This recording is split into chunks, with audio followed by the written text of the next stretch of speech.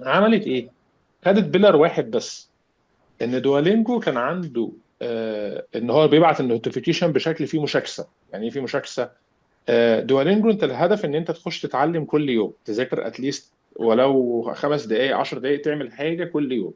لو ما دخلتش يوم يبدا يبعت لك لو انت فين وميس يو مش عارف ايه كده. اليوم اللي بعديه برضو اللي هو لا احنا مفتقدينك تعالى بشكل برضو لطيف.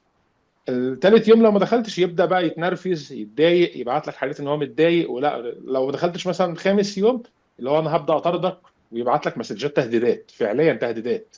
فالناس كانت بتشير النوتيفيكيشن بتاع الدوالينجو على السوشيال ميديا، تقول ان الدوالينجو هيطاردني، وبداوا ايه، الموضوع يقلب بهزار.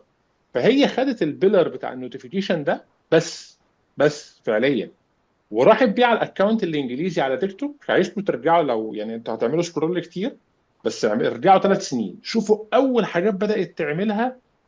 لما مسكت هي من 3 سنين بالظبط، الاكونت كان شبه ميت، الاكونت الانجليزي.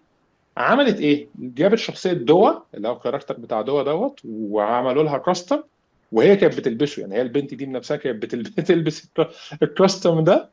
وكانت بتعمل نفس الحاجات اللي في النوتيفيكيشن، اللي هو لو حد ما ذاكرش مثلا، ما ذاكرش النهارده، تروح رايحه هاجمه عليه تخطفه. تعمل بقى حاجه زي حاجات زي كده في المكتب، يعني اللي هي ايه، تبين ان حد من زمايلها في المكتب.